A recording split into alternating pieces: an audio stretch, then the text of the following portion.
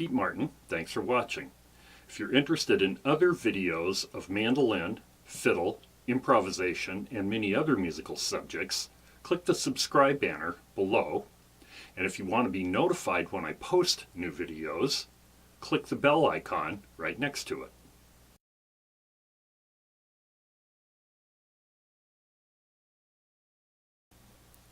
This series of videos is on the Barry Harris method, and I apply it to the mandolin. I would suggest, if this is the first video you're watching in this series, to go back and look at it from video number 1 and look at them in sequential order, because they all build on each other. The techniques learned in this will be building off of earlier videos.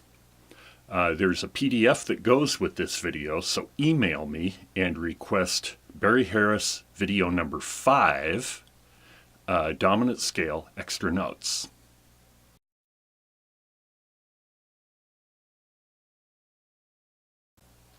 In this video, I'm going to show these concepts in the key of C. It's up to you as the student to learn them in other keys, and I show them just in first position, but you should learn them in all the positions you comfortably play in.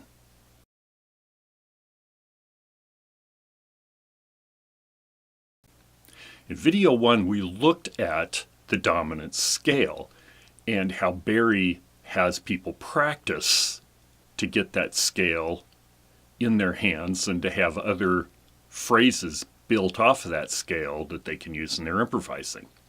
In this video and some future videos, we're going to look at more things we can do in the dominant scale.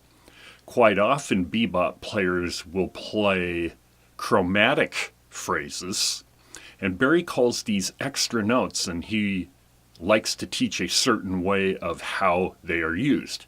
And you will hear that in the playing of Charlie Parker. I've transcribed several Charlie Parker solos, and I see these things in his playing quite a bit.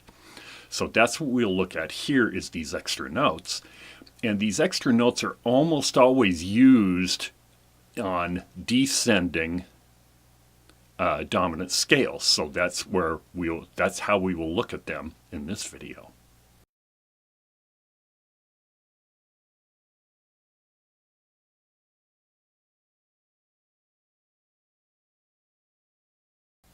The first rule is when we're starting on a note of the dominant chord, which is 1, 3, 5, or flat 7, and descending the scale, that we'll put one extra note in between 1 and flat 7. So this is the normal 7. And what this does, if you start on the beat and play eighth notes in that descending line, it puts the notes of the chord, the 1, 3, 5, and flat 7, on the beat, which once again, remember, that's what Barry calls playing rhythmically. And you sound like you are playing, that you're fitting the notes of the chord against how the rhythm section is playing. In example 1, we start this descending line on the tonic or the C note of a C7 chord.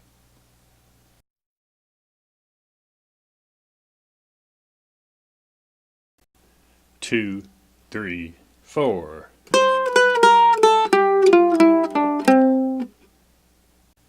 In example 2, we start the descending line on the third or the note E, and once again notice that the notes that fall on the beat are the notes of the chord, 1, 3, 5, flat 7.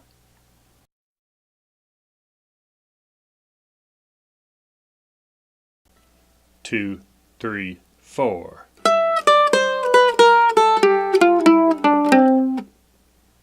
In example 3, we start the descending line on the G note, the fifth.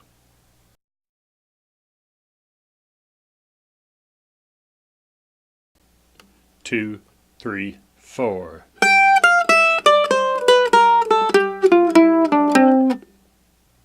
In example 4, we start the descending note on the B flat or the flatted 7 of the C7 chord.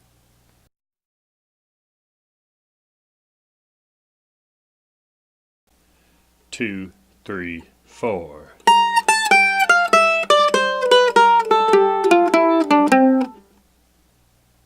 When starting on a note of the chord, we can also add two more chromatic notes. We can add the note between 3 and 2, so the sharp 2 or the flat 3, we can call it either one. And we can do the note between 2 and 1, which is the sharp 1 or the flat 2, or you could also call it the flat 9. And anyway, what this does is it puts 1, 3, 5, flat 7, and 9 on the beat. A dominant ninth chord is the first extension of a dominant seventh chord and has the same function. It's just a thicker chord because it has 5 notes in it instead of 4 notes. It's just a more lush or thicker sounding chord than the dominant 7. But like I said, it has the same function.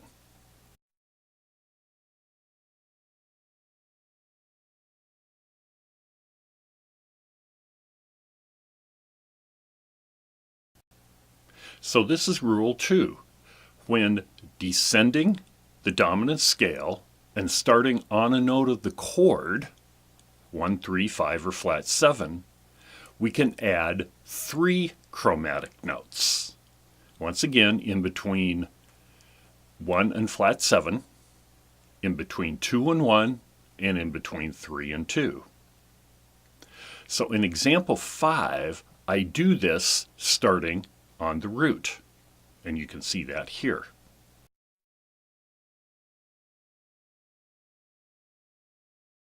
Two, 3, 4.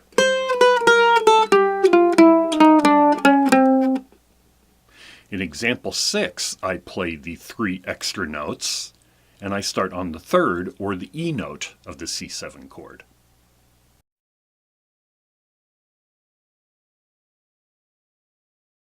Two, 3, 4.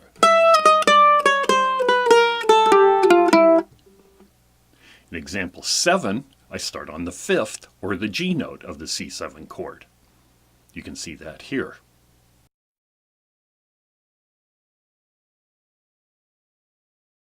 Two, 3, 4.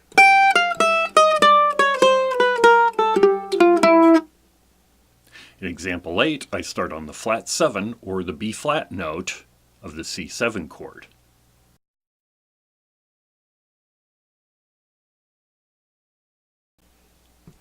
Two, 3, 4.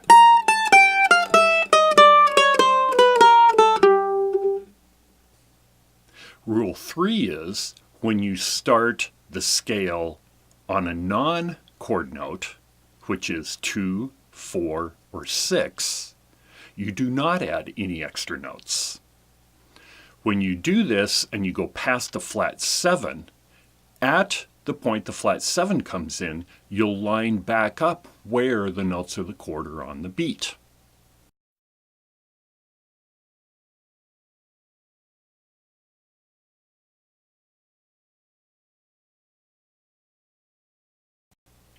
In example 9, I play the descending scale starting on the 2nd or the D note.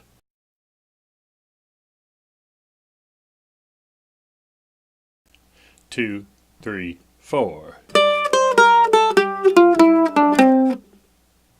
Example 10, I descend the scale starting on the F note.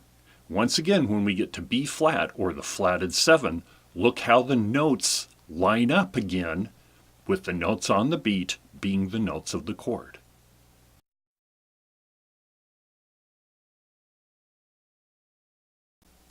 Two, 3, 4.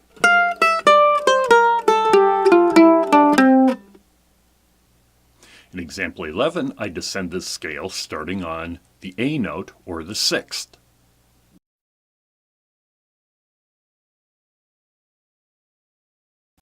Two, 3, 4.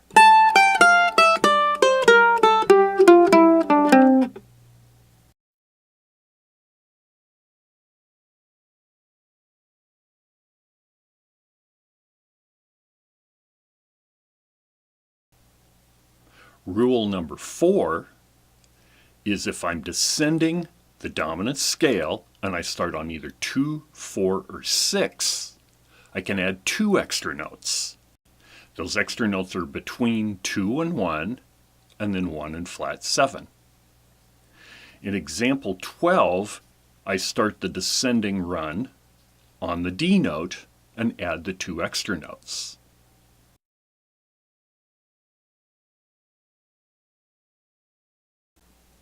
Two, 3, 4.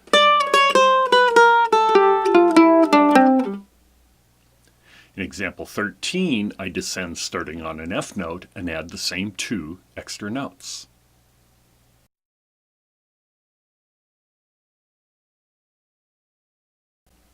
Two, 3, 4.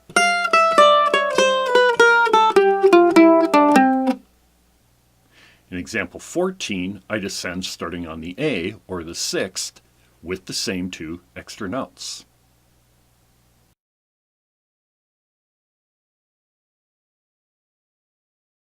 Two, 3, 4.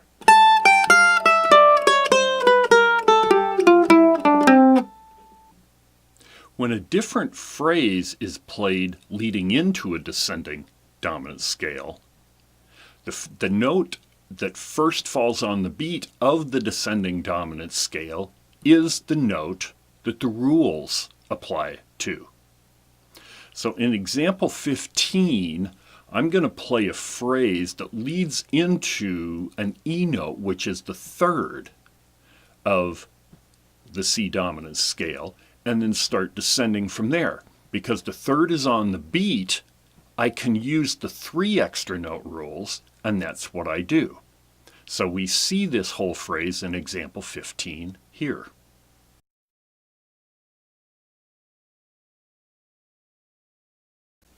Two, 3, 4, 1.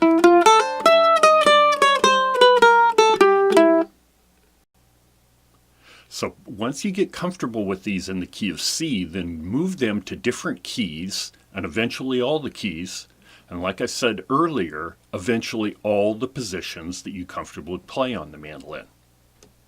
When you're comfortable with these, then go on to video 6. I'm Pete Martin. Thanks for watching.